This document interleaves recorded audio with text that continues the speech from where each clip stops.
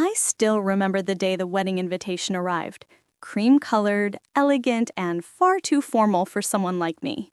It showed up in my Denver mailbox on a quiet Tuesday afternoon in April, sandwiched between bills and supermarket flyers. I was exhausted from a long morning at the bakery, covered in traces of flour and sugar dust, testing a new honey lavender croissant recipe. When I finally opened that delicate envelope, I saw my sister's name printed in gold. Victoria was getting married. The perfect daughter, as everyone always called her, had found her perfect match, a man named Gregory, apparently successful and adored by our mother. I should have been happy for her, but that familiar ache returned, the one that always reminded me I'd never shine quite as bright in our family's eyes. The last time I'd seen them was Thanksgiving. I'd brought my best dessert yet, a pumpkin cheesecake layered with spiced cream cheese and ginger snap crust. Victoria arrived with a store-bought pie, and still our mother beamed as if she'd baked the world's masterpiece. "So classic and traditional," she'd said, ignoring my cake completely. That was the pattern. I gave effort, Victoria gave presents, and somehow that was enough. When I called to congratulate her, Victoria sounded distracted, already wrapped up in wedding plans. I asked about Gregory, and she gave the sort of perfect answer that felt memorized. Regional director, successful, mother loves him. I wondered if she loved him too, or if she just loved the idea of him. Weeks passed in a blur. I bought a soft blue dress, not too bright, not too plain, and told myself I'd attend with grace. But when the bridesmaid list appeared on social media, my name wasn't there. She had 5 bridesmaids, college friends, coworkers, even a cousin she barely spoke to. Not me. By the time the big day arrived, I'd made peace with it, or at least convinced myself I had. The venue was breathtaking. Mountain views, flower arches, and perfection dripping from every detail. I arrived early, hoping to help, but when I stepped into the bridal suite, all I got was a polite smile and a soft dismissal. "Everything's handled, Liz. Go find your seat." So I did, and when I found my name card, it was tucked in the very last row, behind a decorative pillar that blocked the entire view of the ceremony.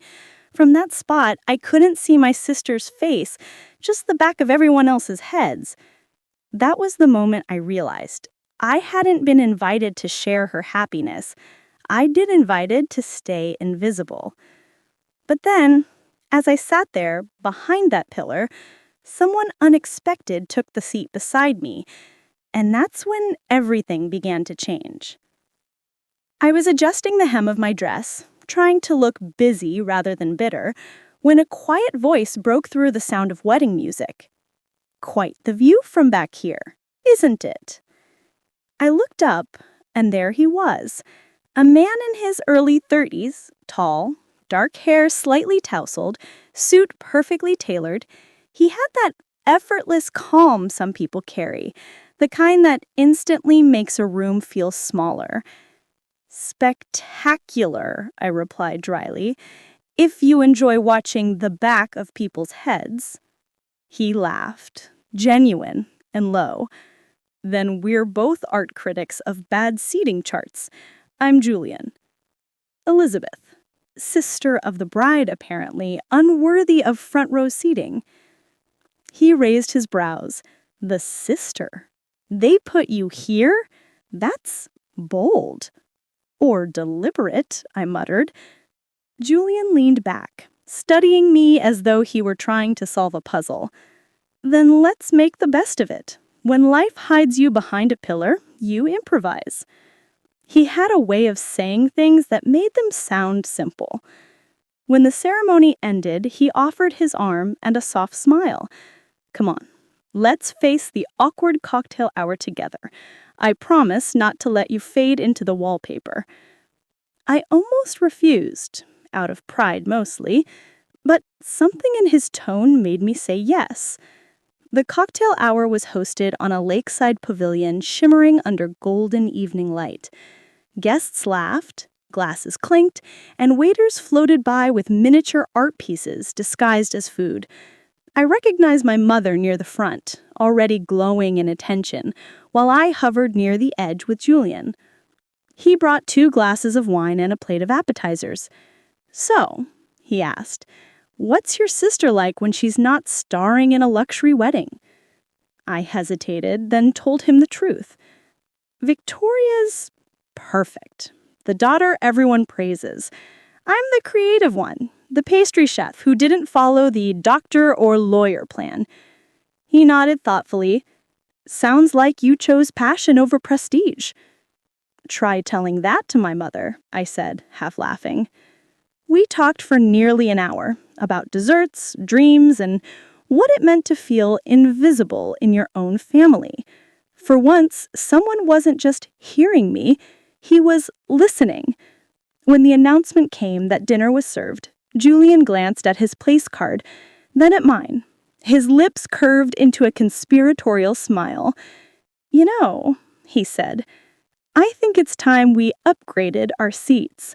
Just follow my lead and pretend you're my date."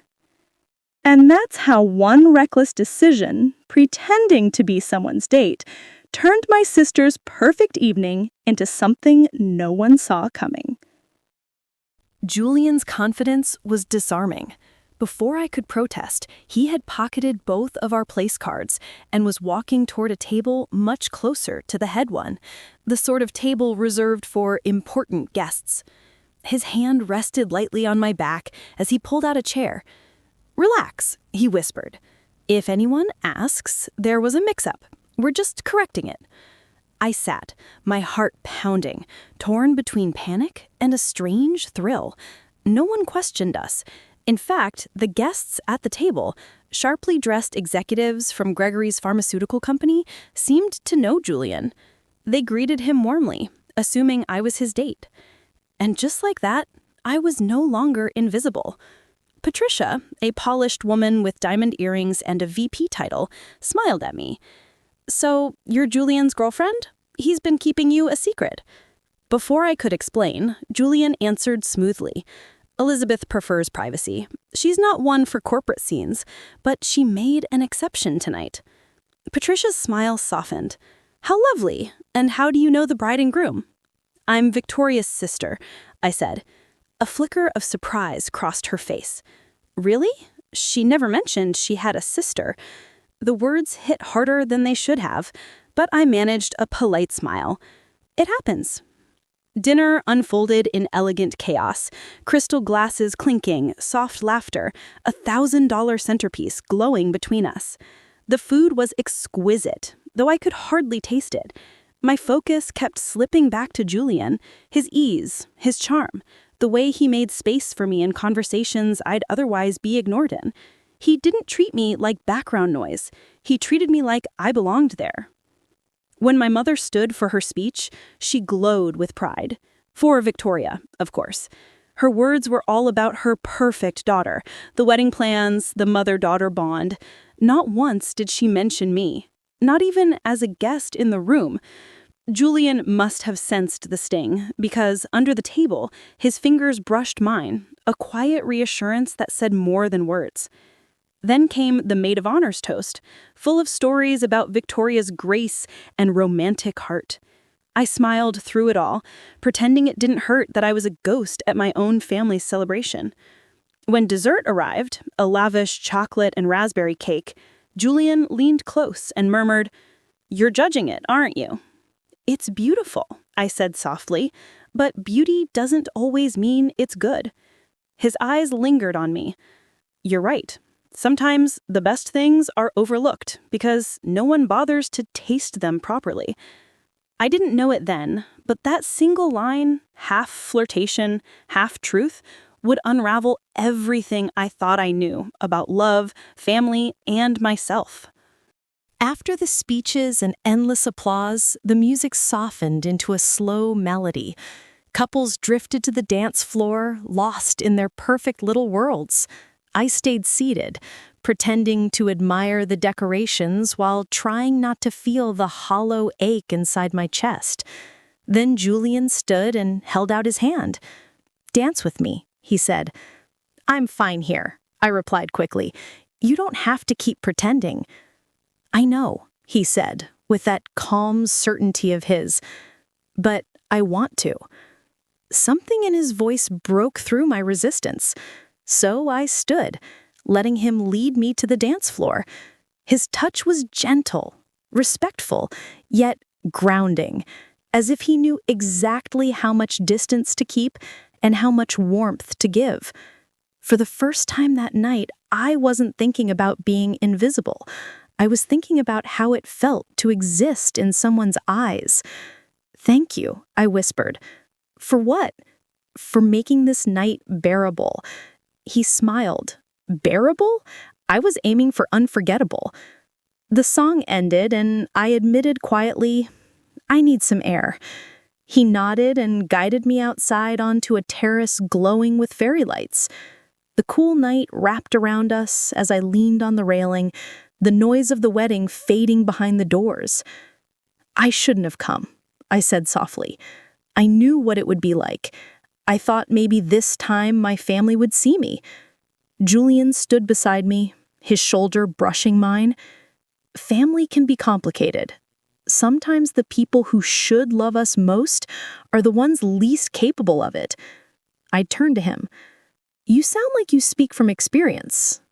He hesitated, then nodded. "My father and I haven't spoken in years. I chose my own path, and he couldn't accept that.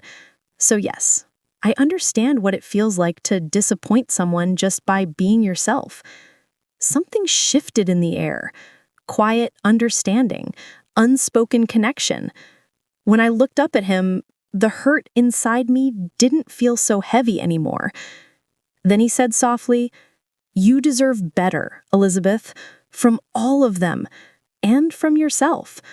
Before I could respond, laughter spilled from the ballroom as guests came outside. The moment broke, but the closeness lingered. When he walked me to my room later, he hesitated at the door, his eyes searching mine. "Good night," he murmured. "I'm glad I met you." Then he kissed me. A slow, hesitant kiss that felt like a promise. I thought that was the end of the story. A perfect stranger who made one painful night easier. But by morning, I realized it was only the beginning. Morning sunlight spilled across my hotel room, soft and golden, as though the world was apologizing for the night before. I almost convinced myself the entire thing had been a dream. The dance, the kiss, the way Julian had looked at me like I mattered. But when I reached for my phone, his message was waiting. "Breakfast at 9? I hear the waffles are life-changing." He was already seated when I arrived. Jeans, navy sweater, that same easy smile. The casual version of him was somehow more dangerous. "You look beautiful," he said. I laughed. "You say that to all the invisible girls you rescue from pillars?" "Only the ones who deserve better seats," he replied. Over steaming coffee and warm waffles, we talked like old friends. Without tuxedos, speeches, or masks, conversation flowed easily. I told him about my bakery, how I felt alive among flour and sugar, creating small pieces of joy for strangers. He told me about his consulting work, making companies cleaner, greener, better. For once, I wasn't measuring myself against anyone. I was just me. Then he asked, "Why do you let your family decide your worth?" The question stung because it was true. "Because they're my family," I said softly. "Because I keep hoping one day I'll be enough." Julian leaned forward, his eyes steady. "Maybe the trick isn't to be enough for them. Maybe it's to realize you already are, for yourself." Something in me shifted. Maybe the world hadn't changed overnight, but I had. When I left breakfast, I carried more than just his number. I carried a new kind of quiet strength. Over the next few weeks, we kept talking, meeting, laughing. Julian became more than a stranger from a wedding. He became my mirror, reflecting back the version of me I'd forgotten existed. Months later, I stood at another grand event. Not my sister's wedding this time, but a corporate gala where my desserts were the centerpiece. Guests praised my work, executives sought my card, and even my mother's proud smile faltered into something new: respect. Victoria was there too, clapping politely, her practiced poise hiding surprise. Julian stood beside me, whispering, "Now they see what I saw from the start." I smiled, not for revenge, not for validation, but because for once, I didn't need either. I had built something of my own, something real. The girl who once sat behind a pillar had found her place in the spotlight, not because anyone gave it to her, but because she finally stepped into it herself. And as the applause filled the room, I realized the sweetest victory wasn't proving them wrong, it was finally knowing I was right about me. Success didn't arrive with fanfare so much as quiet momentum. After the gala, my bakery phone never stopped ringing. Orders came in from hotels, event planners, even airlines looking to reinvent their dessert menus. Somewhere between sleepless nights and sugar-dusted mornings, I realized I'd built the life I used to imagine while staring at other people's celebrations. Julian became part of that rhythm, sometimes appearing in the doorway with coffee, sometimes sitting at the prep table reading reports while I piped macarons. We were two different worlds that somehow fit. He never tried to fix me. He just stood beside me while I fixed myself. My mother eventually visited the bakery. She walked in like it was a foreign country, curious, cautious, pretending she wasn't impressed. "It smells professional," she said at last. "It's home," I replied. She bought a box of pastries she didn't need and left with tears she pretended were allergies. It wasn't forgiveness, but it was a start. Victoria took longer. For months, our conversations were polite but hollow. Then, one afternoon, she appeared at the shop carrying a baby bump under her designer coat. She said, "I didn't know where else to order a cake. Apparently, my sister's bakery is the best in the city." It wasn't an apology either, but it was acknowledgement, and that was enough. Julian and I moved into a small house near the foothills, where weekends smelled of espresso and lavender. We still teased each other about that first wedding day, about the pillar, the fake date, the scandalous seating rebellion. Whenever he wanted to make me laugh, he'd say, "Follow my lead." Sometimes at night, when the bakery lights were off and the world was quiet, I'd remember that girl in the back row who thought she'd been forgotten. I wished I could tell her, "You were never invisible. You were just standing in the wrong light." Because here's the truth I learned. Recognition doesn't come from the people who overlook you. It grows from the work you do when no one's watching. It rises slowly like dough left to rest, and one day it's strong enough to stand on its own. And maybe that's the secret happy ending after all. Real love, real purpose, and a life that tastes unmistakably like your creation. A year slipped by like the pages of a well-loved recipe book. Creases at the corners, stains from the moments that mattered most. The bakery had grown into something I once only daydreamed about. We'd expanded into the space next door, hired 2 apprentices, and added a tiny coffee corner where regulars came not just for pastries, but for conversation. My name sat above the door in gold lettering, Elizabeth Hayes Patisserie.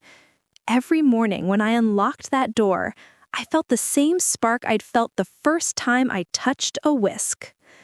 Julian's company thrived too. His sustainability projects had spread across 3 states, and sometimes our dinner talks still turned into brainstorm sessions. Me sketching cake designs on napkins while he outlined ways to make solar fields prettier.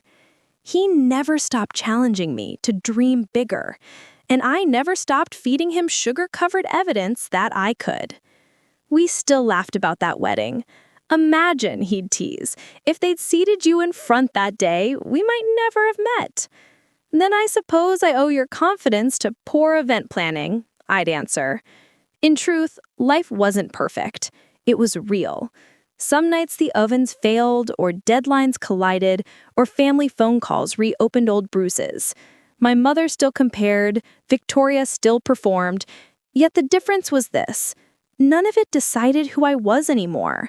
I no longer needed their approval to taste joy. On our first anniversary, Julian closed the bakery early without telling me why.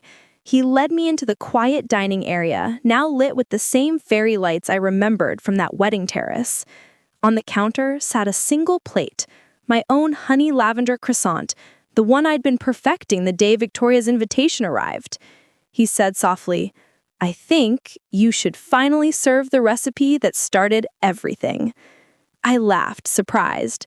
"You remembered that?" He said, "I remember everything that led me to you." I bit into the pastry, delicate layers shattering under the first bite, lavender sweet and soft on my tongue. For the first time, it didn't taste like effort or loneliness. It tasted like home. Julian slipped a small box across the counter. Inside was a simple silver ring shaped like a swirl of pastry dough. He said, "Not a proposal, just a promise that whatever comes next, we'll keep creating together."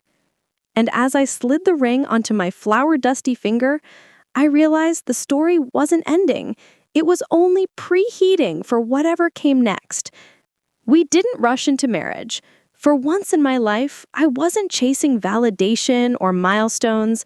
I was living inside something genuine, unhurried, and ours. The ring Julian had given me sat light on my finger, a small silver swirl that somehow carried the weight of everything we'd survived to reach this peace. Months passed in laughter and creation.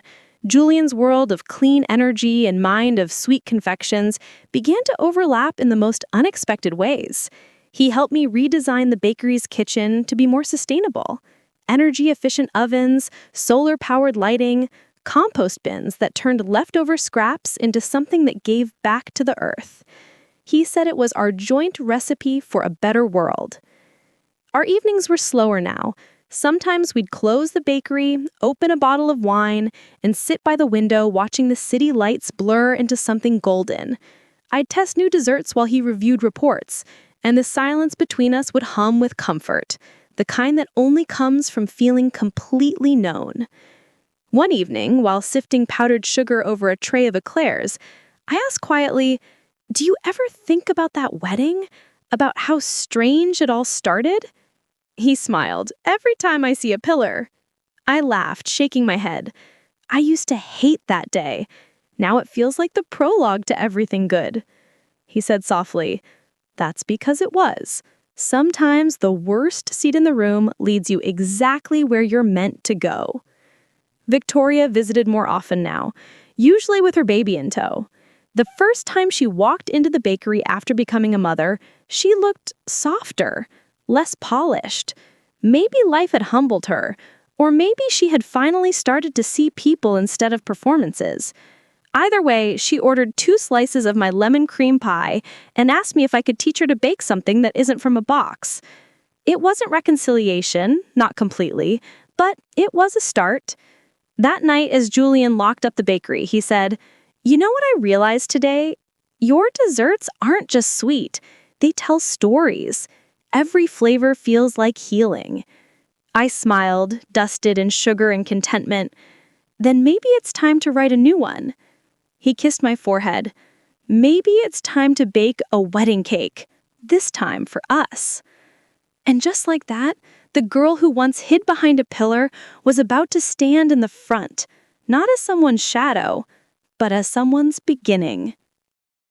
It felt surreal, planning a wedding of my own. Not because I didn't believe it would happen, but because I finally knew what I wanted it to mean. There would be no grand ballrooms, no designer gowns chosen for appearances, no silent hierarchy of who mattered most. I'd had enough of that kind of perfection to last a lifetime. Julian and I chose to hold the ceremony in the garden behind the bakery, the same space where I used to sip coffee between baking shifts. Over the months, we transformed it together. Fairy lights twined around the old oak, wildflowers growing between the bricks, a small arch draped in linen instead of luxury. When the morning of our wedding arrived, the air smelled of vanilla and spring rain. My dress was simple, soft ivory silk that let me move easily, laugh freely, and breathe. I'd baked our own cake the night before. 3 tiers of honey lavender sponge filled with lemon cream. Every layer told a story. Every flavor carried a piece of the journey that had led me here. As guests arrived, friends, coworkers, even a few of Julian's colleagues, I saw faces that truly cared. Not a single person had been invited out of obligation. My mother sat near the front, more quiet than I'd ever seen her, and Victoria stood beside her, holding her baby, smiling without comparison. When the music began, I didn't walk down the aisle to applause or awe. I walked toward peace. Julian waited under the arch, sunlight threading through his hair, wearing that same calm expression he'd had the night he told me, "Follow my lead." The ceremony was short and honest. No rehearsed speeches, no performance, just words that felt real. When Julian slid the ring onto my finger, he whispered, "No pillars this time." I smiled through happy tears. No invisibility either. Afterward, instead of a ballroom dinner, we served pastries and tea beneath the open sky. Guests laughed, children ran barefoot through the grass, and music came from a single guitar. It wasn't grand, it was ours. At one point, my mother came up to me quietly. She didn't offer advice or approval, only a small, genuine smile. "You look happy, Elizabeth," she said. "I am," I answered simply. Later that night, as the fairy lights flickered against the dark, Julian and I danced alone under the stars, not to impress anyone, but to celebrate everything we'd survived.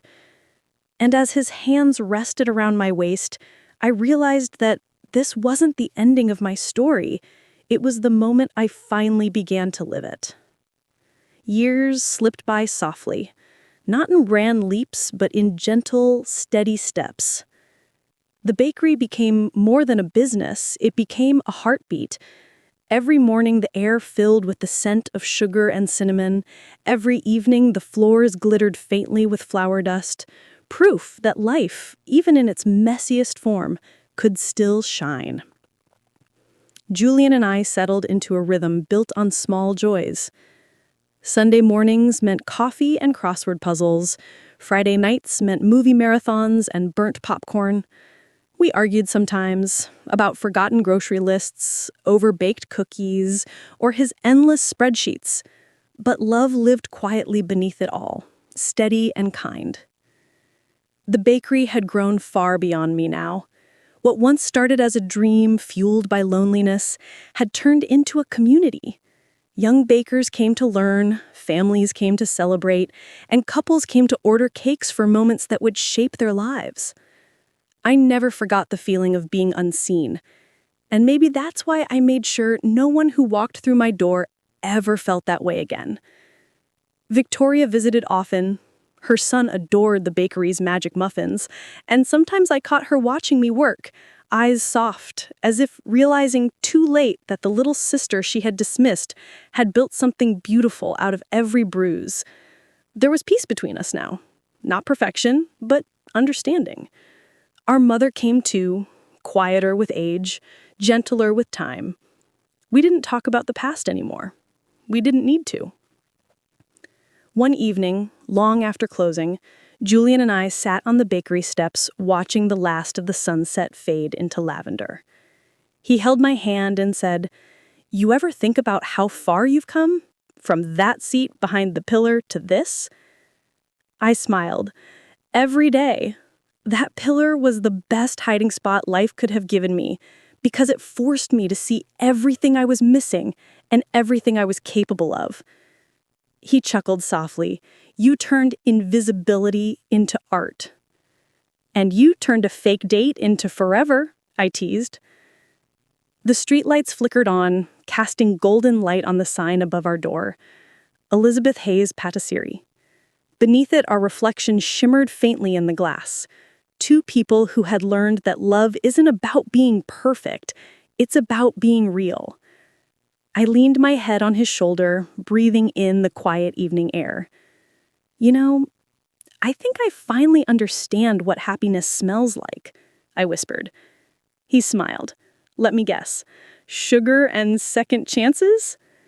And as laughter drifted into the twilight, I knew the truth.